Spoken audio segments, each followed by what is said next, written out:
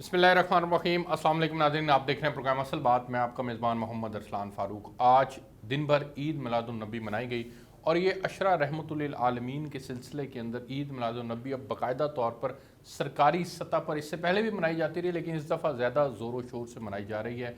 वज़ीर-ए-आज़म पाकिस्तान का भी इस पर बहुत ज़्यादा कंसर्न है और वज़ीर आला पंजाब साहब का भी इसके ऊपर बहुत ज़्यादा कंसर्न है। आज हम प्रोग्राम के अंदर गुफ्तगू करेंगे कि आज का दिन बुनियादी तौर पर हमें किस तरह से मनाना चाहिए।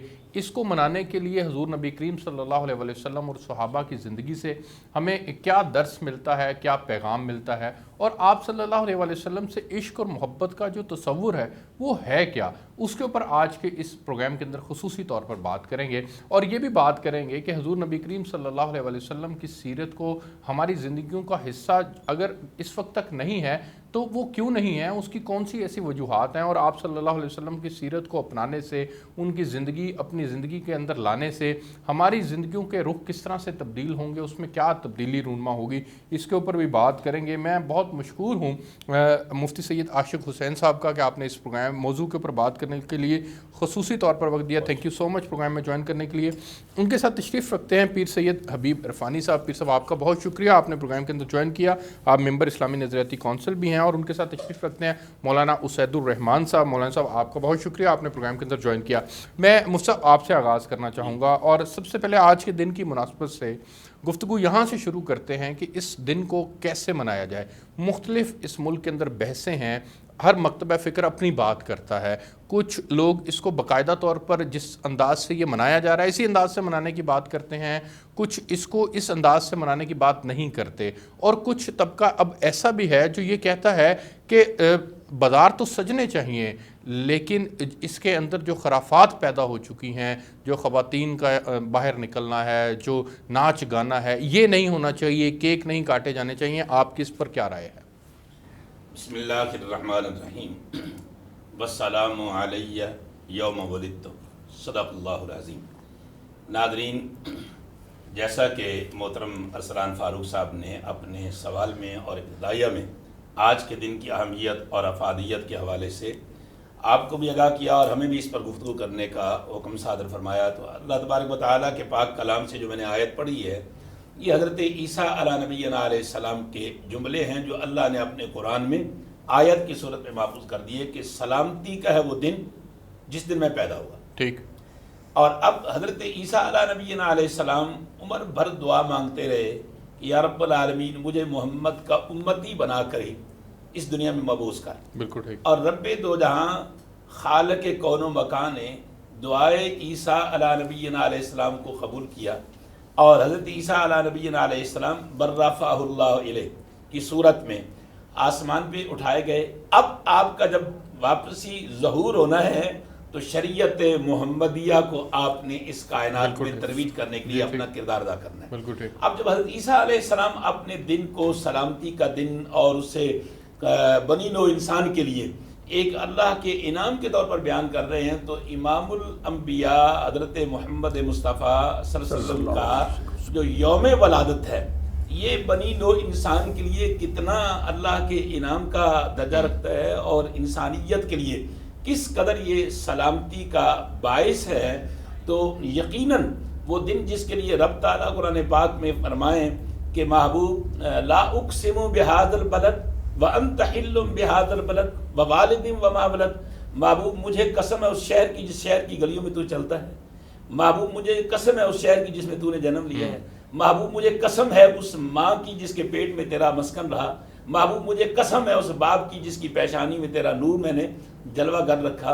अब उस महबूब की आमद का दिन ठीक, जो यतीमों का आका है, जो गरीबों का मावा है, जो बेवाओं का मलजा है, जो अपने बिगाने का गम खाने वाला है, जो मुरादें गैरों की भी बरलाने वाला है, जो उतर कर हिरा से सूए कौम आया और एक नुस्खा कीमिया भी साथ लाया। वो नुस्खा कीमिया ही दरअसल सीरत रसूल का मुकम्मल मजमूआ है जिसका नाम है कुरान। ठीक, जिसने हमें हर बुराई से बचने और भलाई पर स्पेसिफिकली, चूंकि वक्त कम है, मैं चाहूँगा आज के दिन कि आप मुझे ये बताएं कि बाजार सजाने عشق میں بازار سجانے، عشق میں کیک کاٹنے، عشق میں پہاڑیاں بنانی، رنگ و روغن اپنے اوپر ڈالنا، عشق کے اندر ناچ گانا کرنا، یہ اس کی اسلام اجازت دیتا ہے؟ خرافات کی قطعاً اسلام اجازت نہیں دیتا. ٹھیک. خواتین کا بعض سج دھج کر نکلنا اور اختلاط کی صورت میں شر کا پیدا ہونا، یہ یقیناً اس دن کی توہین ہے اور ہمیں اس سے بچنا چاہیے.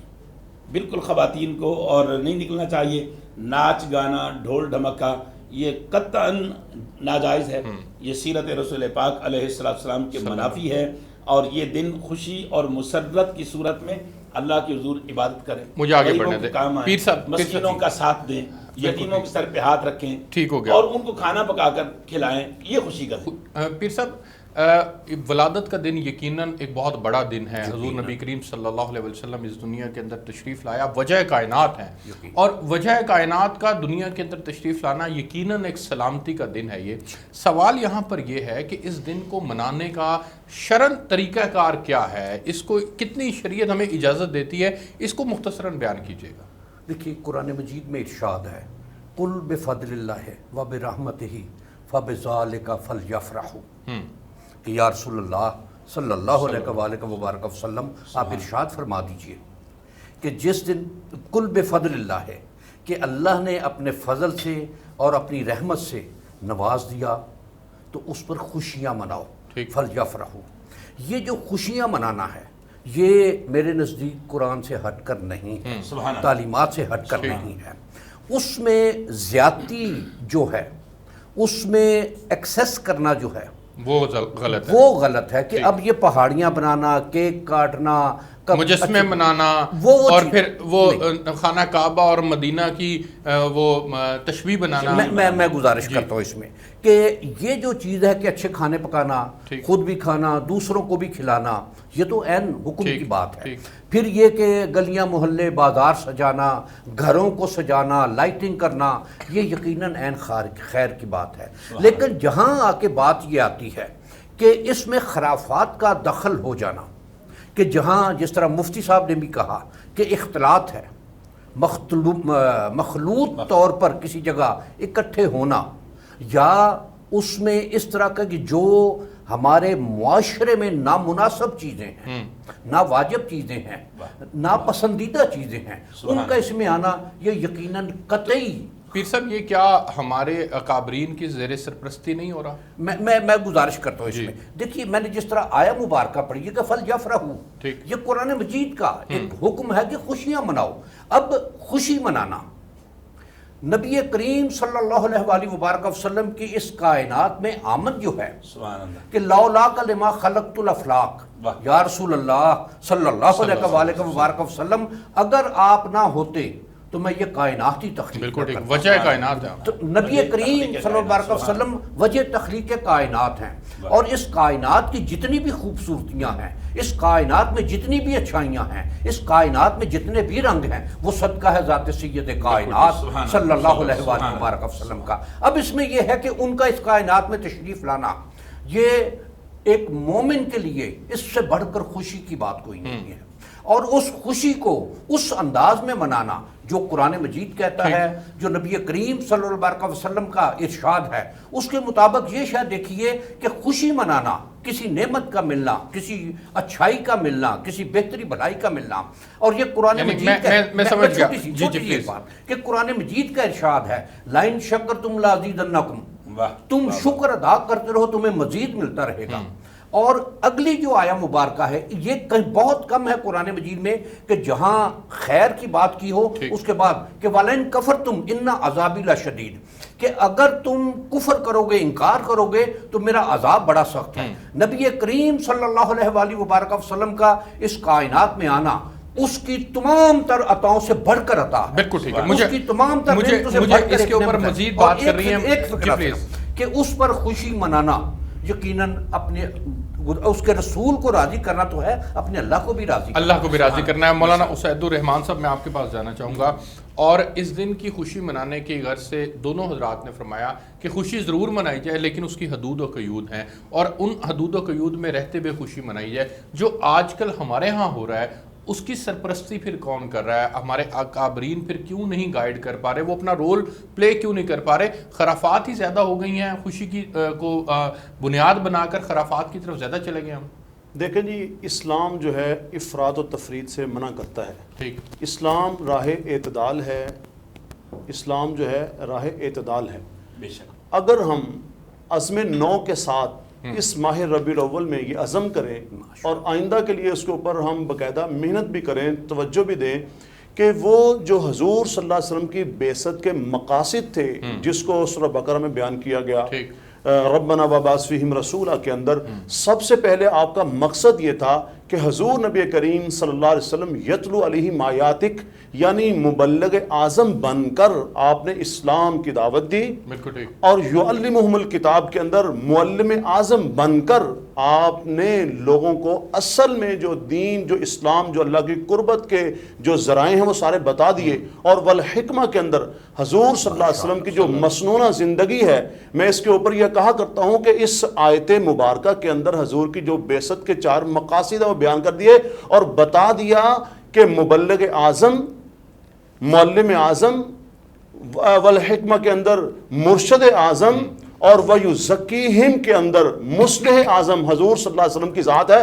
اگر ہم ان مقاصد کو پورا کر رہے ہیں تو پھر تو مفہوم پورا ہو رہا ہے. لیکن اگر ہماری ان مقاصد کی طرف توجہ بھی نہیں جا رہی آج، یعنی محبت کا نام لینا، دم بھرنا، یہ الگ چیز ہے، لیکن فَاتَّبِعُونِی کا جو عملی طور پر یعنی جو اتباع کی طرف اور اطاعت کی طرف ہم نہیں آ رہے، تو گویا ہمارے اندر وہ کمی کوتاہی آج بھی موجود ہے. اور ہمیں آج محبت رسول صلی اللہ علیہ وسلم کے ساتھ ساتھ اطاعت اور اتباع کی طرف بھی آنا چاہیے.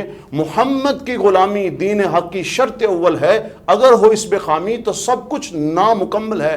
اصل میں بات یہ ہے کہ حضور صلی اللہ علیہ وسلم کی محبت میں آپ کی اطاعت اور اتباع کی طرف توجہ دلائی جائے. اور جتنی دیکھیں یہ جتنی خرافات، جتنی یہ برائیاں جو ہو رہی ہیں، ہمیں آج ان کی طرف بھی توجہ دلانی ہے. کسی شاعر نے بڑی پیاری بات کہی ہے، ہوں لاکھوں سلام مساقہ پر بت لاکھوں جس نے توڑ دیے، دنیا کو دیا پیغام سکون طوفانوں کے رخ موڑ دیے. اس ہادی برحق نے کیا کیا نہ دیا انسانوں کو، دستور دیا، منشور دیا، کچھ راہیں دی کچھ موڑ دیے. قرآن دستور ہمارے پاس ہے، قرآن منشور ہمارے پاس ہے. تو ہمیں قرآن پاک کے اوپر اور حضور صلی اللہ علیہ وسلم کی تعلیمات جو ہیں ہمیں ان کی طرف توجہ دینی ہے اور انہی کے اوپر ہمیں عمل پیرا ہونا ہے. ہماری دنیا بھی بنے گی اور آخرت کے اندر بھی فوز و فلاح ہوگی. مجھے ایک بریک پہ جانا ہے جی، بریک سے واپس آتے ہیں. تو پھر محبت رسول صلی اللہ علیہ وسلم کے جو بنیادی طور پر تقاضے ہیں اس کے اوپر بات کریں گے. اس کے اندر سب سے بڑا تقاضا اتباع رسول صلی اللہ علیہ وسلم کا تقاضا ہے. ہم محبت میں آ کر بہت کچھ کرنے کے لیے تیار ہو جاتے ہیں. ہمیں اپنا سر تن سے جدا کرنا آسان لگتا ہے حضور نبی کریم صلی اللہ علیہ وسلم کی محبت میں، لیکن نماز پڑھنا بھی حضور نبی کریم صلی اللہ علیہ وسلم کا حکم ہے، اور ماں باپ کا ادب کرنا بھی انہی کا حکم ہے. دھوکہ دہی نہ کرنا، جھوٹ نہ بولنا اور دیگر جتنی خرافات ہیں ان سے بچنا بھی حضور نبی کریم صلی اللہ علیہ وسلم کا حکم ہے. وہ ہمیں مشکل کیوں لگتا ہے؟ ایک بریک لیتے ہیں، بریک سے واپس آئیں گے تو یہیں سے کنٹینیو کریں گے. میرے ساتھ رہیے گا.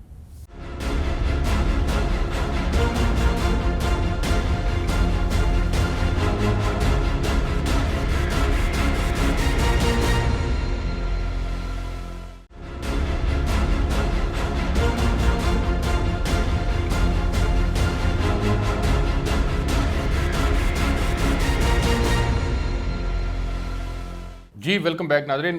مفتی صاحب، کیا وجہ ہے محبت رسول صلی اللہ علیہ وسلم میں گردن کٹوانا تو میرے لیے آسان ہے لیکن نماز پڑھنا مشکل ہے، فجر کے لیے اٹھ کے مسجد میں جانا میرے لیے مشکل ہے، دھوکہ دہی نہ کرنا، ناپ تول میں کمی کرنا اور دیگر معاملات وہ کرنا میرے لیے آسان ہے، شراب پینا آسان ہے، زنا کرنا آسان ہے، لیکن عشق رسول میں گردن کٹوانا میرے لیے جو ہے وہ مشکل ہے، یہ آسان ہے. کیا وجہ ہے؟ ہم جو بنیادی تقاضے ہیں ان کی طرف کیوں نہیں جا رہے؟ کیا تعلیمات کی کمی ہے؟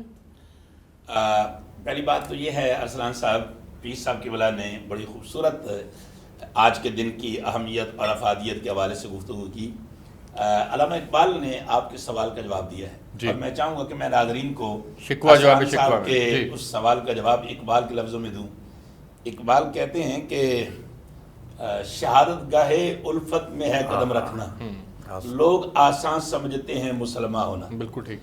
زبان سے تو کہہ بھی دیا لا الہ تو کیا حاصل، زبان سے کہہ بھی دیا لا الہ تو کیا حاصل، گر دل و نگاہ مسلمان نہیں تو کچھ بھی نہیں۔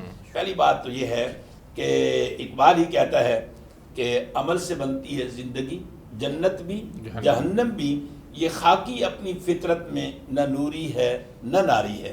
آپ کے سوال کا جواب میں نے اقبال کے ان 3 شعروں کی صورت دی۔ آپ چلتے ہیں قرآن مجید فرقان حمید میں، اللہ نے کہا کہ محبوب تو ان کو کہہ دے، یہ لفظ کل کم و بیش قرآن پاک میں 356 مرتبہ ہے، جہاں رب نے کہا عیسیٰ کو کہ بات میری ہے اور محبوب زبان تیری ہے۔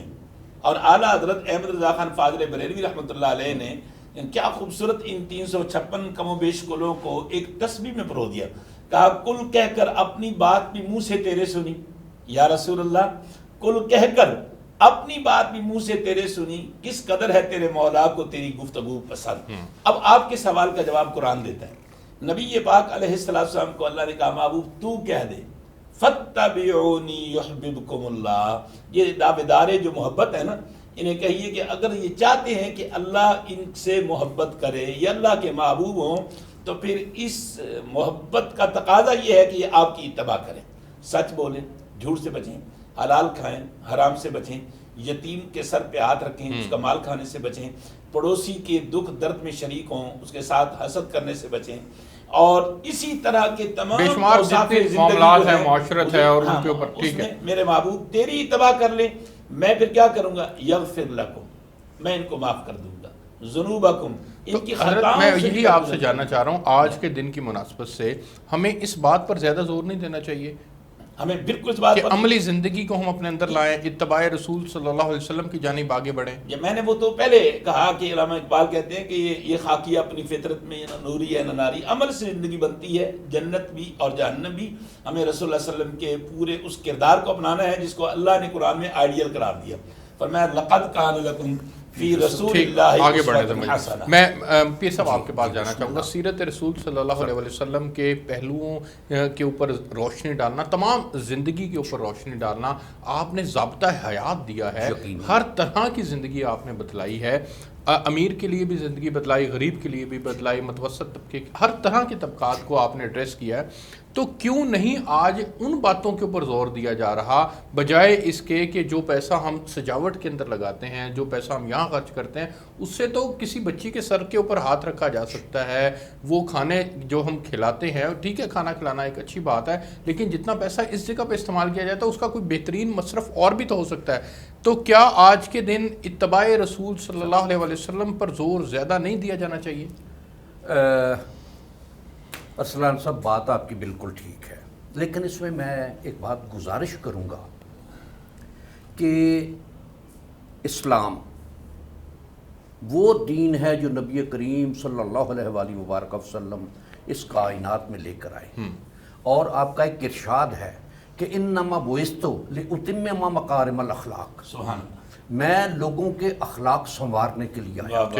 بے شک اب اخلاق کا سنوارنا جو ہے یہ تربیت کی بات ہے۔ بالکل ٹھیک۔ میں ایک مثال میں گزارش پیش کرتا ہوں کہ مجھے اپنا یاد ہے بچپن کی، شاید پرائمری میں ہم نے ایک کہانی پڑھی تھی کہ سرکار غوث پاک کی والدہ محترمہ نے ان کے ایک کپڑے کے اندر پیسے سی دیے تھے، ڈاکہ پڑا، اس نے پوچھا ڈاکوؤں کے سردار نے کہ تمہارے پاس پیسے؟ کہ ہاں میرے پاس ایسے ہیں، یہ پڑے ہوئے ہیں۔ کھولا تو وہ پیسے مل گئے۔ سردار نے پوچھا کہ یہ تو نے کیوں نہیں چھپا لیا؟ اس نے کہا کہ میری ماں نے یہ کہا تھا جھوٹ نہیں بولنا، کہ جھوٹ نہیں بولنا، اور اس پر وہ ڈاکوؤں کا سردار تائب ہوا کہ ایک بچہ معصوم جو اپنی ماں کی بات رد نہیں کر رہا، ہم اپنے اللہ اور اللہ کے رسول کی بات کو رد کر رہے ہیں۔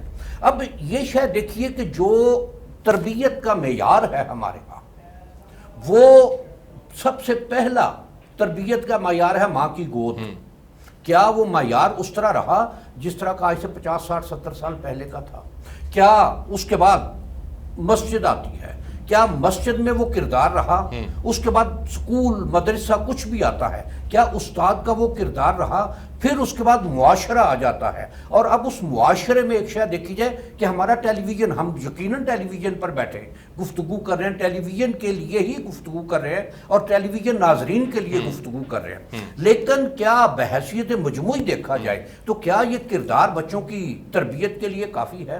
بچوں کو بگاڑنے کے لیے نہیں ہے یہ، بچوں کے اخلاق، بچوں کے اقوال، بچوں کی تربیت، وہ تو استعمال کی بات ہے نا سر، کہ ہم اس کا استعمال جس طرح مرضی کر لیں، چاہے درست کر لیں چاہے غلط کر لیں، غلط، بالکل میں وہی بات گزارش کر رہا ہوں، لیکن اس میں یہ بات دیکھی جائے گی کہ تربیت کے لیے ہم کیا سورسز استعمال کر رہے ہیں۔ جب تربیت ہمارے ہاں ایسی ہوگی کہ جس میں دین کے معاملات جو ہیں وہ بالکل ایک طرف ہٹ گئے، میں ایک مثال گزارش کرتا ہوں کہ میرا پوتا 6 سال کا 6.5 سال کا ہے، میں کرسی پر بیٹھ کر نماز پڑھتا ہوں، میری بیوی بھی کرسی پر بیٹھ کر نماز پڑھتی ہے۔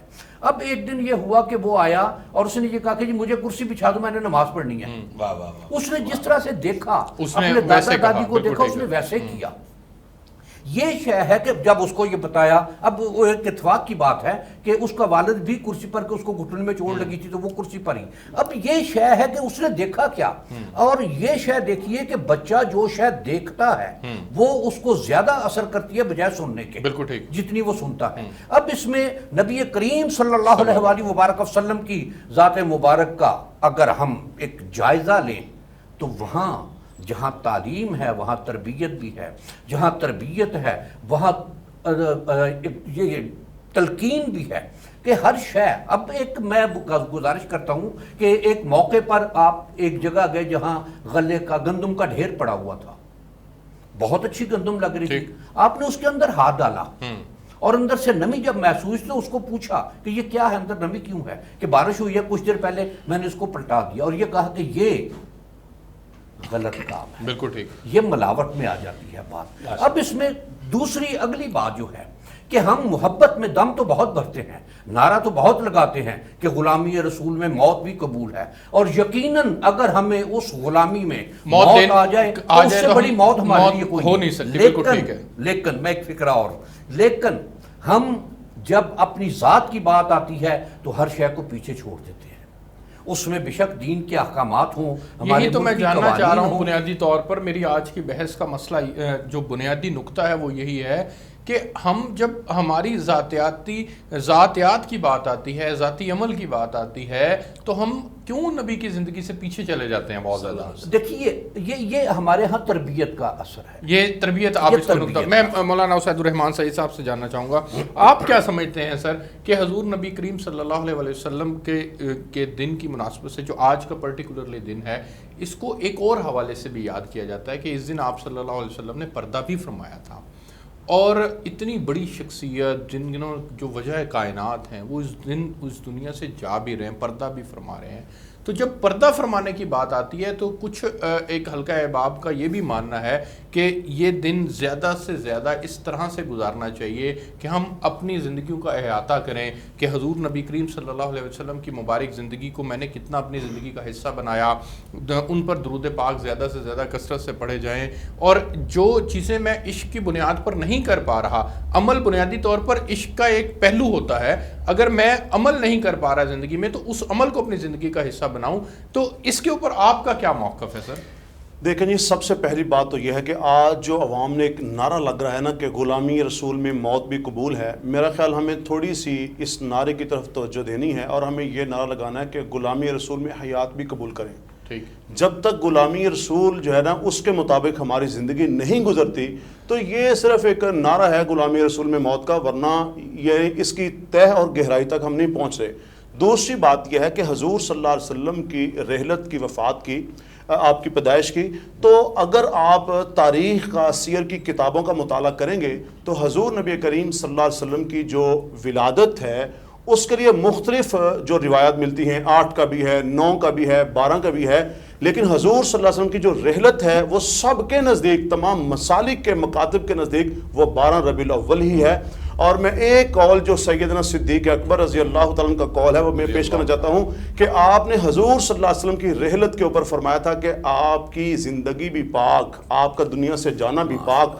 حضور صلی اللہ علیہ وسلم کی جو سیرت طیبہ ہے وہ ولادت سے لے کر بلکہ ولادت سے پہلے سیدنا عیسیٰ علیہ السلام جو وَمُبَشِّرًا بِرَسُولٍ يَأْتِي مِن بَعْدِ اسْمُهُ احمد، ہمیں اس کو بھی دیکھنا ہے. ہمیں سیدنا ابراہیم علیہ السلام کی دعاؤں کو جو انا ثمرۃ دعوت ابی ابراہیم، حضور صلی اللہ علیہ وسلم خود فرما رہے ہیں کہ میں اپنے باپ ابراہیم علیہ السلام کی دعاؤں کا ثمرہ بن کے آیا ہوں، ہمیں ان کو بھی دیکھنا ہے. اور حضور صلی اللہ علیہ وسلم کی جو اطاعت اور اتباع والی زندگی میں دیکھنا ہے. آج سب سے بڑا بگاڑ یہ ہے کہ ہم جو اصل چیز جو عقائد ہیں، جو اعمال ہیں، جو اخلاق ہیں، اس طرف ہماری توجہ نہیں ہے. اور جب حبشہ میں وفد جاتا ہے صحابہ اکرام رضوان اللہ تعالیٰ علیہم اجمعین کا، نجاشی کے دربار میں کھڑے ہو کر جو حضرت جعفر طیار رضی اللہ تعالیٰ نے جو جملے کہے تھے، میں سمجھتا ہوں کہ وہ جو جملے اور وہ جو ان کی تقریر ہے، ہمیں اس کو دیکھنا ہے. اور وہ بڑی ڈائریکشن انہوں نے درست کر دی کہ ہم وہ لوگ تھے جو شجر و حجر کو پوچھتے تھے، یعنی کہا کہ ہمارے عقائد درست نہیں تھے، اور معاشرتی برائیاں بیان کی کہ یہ معاشرے میں برائیاں تھیں. انہوں نے آ کر ہمارے عقائد درست کیے، ہمارے اعمال درست کیے، اور خاص طور پہ جو توجہ دلائی کہ کیا تھا کہ حضور صلی اللہ علیہ وسلم نے ہمیں رشتوں کا احترام سکھایا، صلہ رحمی سکھائی. پورے قرآن کا خلاصہ رسلان صاحب یہی ہے. حضور صلی اللہ علیہ وسلم کی زندگی سیرت طیبہ کے مطابق اخلاق سے اوپر اعمال اور اعمال سے اوپر عقائد. اگر ہمارے عقائد، ہمارے اعمال، ہمارے اخلاق درست نہیں ہیں تو یہ جناب صرف باتیں ہیں. اور میں صرف اس کے ساتھ ایک بات میں اور کہ آج مسئلہ یہ ہے کہ ہمارے منبر و محراب سے جو مسلکی، جو فروعی، جو فقہی اختلافات لوگوں کے سامنے جا رہے ہیں، خدارہ ان کو چھوڑ کر ہم حضور صلی اللہ علیہ وسلم کی سیرت طیبہ کے وہ والے پہلو بیان کریں جس کے اندر صلہ رحمی ہو اور ہماری جو معاشرتی برائیاں ہیں اس کا خاتمہ ہو اور اصلاحی پہلو لوگوں کے سامنے بیان کیا جائے. یہی بنیادی طور پر نقطہ ہے کہ ہمیں آج کے دن اس بات کو خصوصی طور پر اپنے ممبر و محراب سے اس کے اوپر زور دینا. ایک بریک لیتے ہیں جی، بریک سے واپس آتے ہیں. تو حکومت نے عشرہ رحمت للعالمین منانے کا جو فیصلہ کیا ہے اس کو اپنے اکابرین سے جاننے کی، علماء کرام سے جاننے کی کوشش کریں گے کہ ان کی نظر میں یہ حکومت کا ڈیسیژن کتنا ضروری اور اہم ڈیسیژن ہے، اور اس سے جو ہے وہ ہم حضور نبی کریم صلی اللہ علیہ وسلم کی سیرت کے پہلوؤں کے اوپر ان 10 دنوں کو اسپیسیفکلی کر کر اگر ہم بات کرتے ہیں تو کیا مقاصد کا حصول ممکن ہے کہ نہیں، اس پہ بات کریں گے. میرے ساتھ رہیے گا.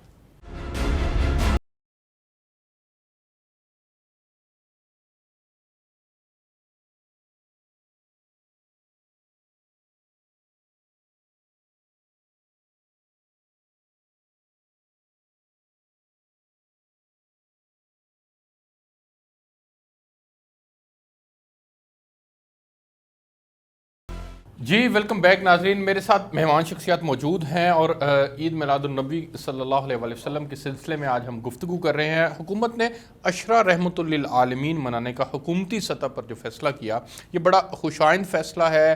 10 دن منانے سے ہم جو سیرت کے پہلو ہیں ان کو ہر جگہ اجاگر کرنے میں کامیاب ہو جائیں گے، مقاصد کا حصول ممکن ہے. آپ کی کیا رائے ہے؟ بالکل میں سمجھتا ہوں کہ پاکستان کی 74 سالہ تاریخ میں موجودہ حکومت کے بعد اقدامات سے اختلاف اپنی جگہ پر، مگر اس جملے پر اور اس عمل پر ہم وزیر اعظم پاکستان کو مبارکباد پیش کرتے ہیں کہ جب فرانس نے نبی مکرم علیہ السلام کی ذات مبارکہ کی گستاخی کرنے والے کی تائید کی تو پورے عالم اسلام میں ہمارا ہی وزیر اعظم عمران خان تھا جس نے کہا کہ ہم پورے 10 دن اپنے نبی کے ذکر کے ڈنکے بجائیں گے اور ان کی سیرت کے مختلف پہلوؤں کو بیان کریں گے. یقیناً یہ اقدام بہت اچھا ہے. جب سرکاری دفاتر میں بھی، نجی محافل میں بھی نبی پاک علیہ السلام کا ذکر ہوگا تو حضور کے اسوہ زندگی کا بھی ذکر ہوگا. کیا صرف 10 دن منانے سے بات مسئلہ حل ہو جائے گا، یا یہ اس کو ہر وقت 24 گھنٹے ہر وقت اپنی زندگی کا حصہ ہونا چاہیے؟ حضور کے تذکرے جو ہیں وہ 10 دن اسپیسیفکلی آپ سمجھتے ہیں کہ یہ کافی ہے؟ ہماری زندگی کا ہر سانس مرہون محمد مصطفیٰ صلی اللہ علیہ وسلم ہے. ایک لمحہ، ایک سانس نبی پاک علیہ السلام کا مرہون منت ہے. مگر کچھ دن مختص کر لینے، جیسے حضرت حسان رضی اللہ تعالیٰ عنہ کو حضور مختص کر دیتے تھے کہ آج ان لوگوں کی تم ہجب کا جواب میری نعت کی صورت میں، میری مدح سرائے کی صورت میں دو، تو ان لمحات کو مختص کرنا یہ سنت رسول بھی ہے. ایک جملے کے ساتھ کہ جیسے علامہ صاحب نے فرمایا کہ 12 ربیع الاول پر آپ کے یوم وصال پر اتفاق نہیں. اب ضخیم کتابیں آ چکی ہیں تحقیق پر کہ نبی پاک علیہ السلام کا وصال جو ہے وہ 12 ربیع الاول کو نہیں آیا، لہٰذا اس پہ اختلاف امت موجود ہے. یہ اختلافی بات ہے، اس کو ہم رہنے دیتے ہیں، ہم آگے بڑھتے ہیں. وقت کم ہے میرے پاس، وقت کم ہے جی. موجودہ چونکہ حکومت ریاست مدینہ بنانے کا تو یہ اس کی جانب میں قدم ہے، آپ یہ کہہ رہے ہیں. پیر صاحب آپ کیا سمجھتے ہیں کہ عشرہ رحمت للعالمین منانا جو ہے یہ مقاصد کے حصول میں ہمیں کامیابی دلائے گا؟ اور جس طرح سے اسلامو فوبیا کا مسئلہ دنیا بھر میں ہو چکا ہے، یہ حضور کے تذکرے تو ہر وقت کرنے کی ضرورت نہیں ہے، اس کو باقاعدہ ہر وقت اپنا روزانہ کے معمول کا حصہ نہیں بنانا چاہیے؟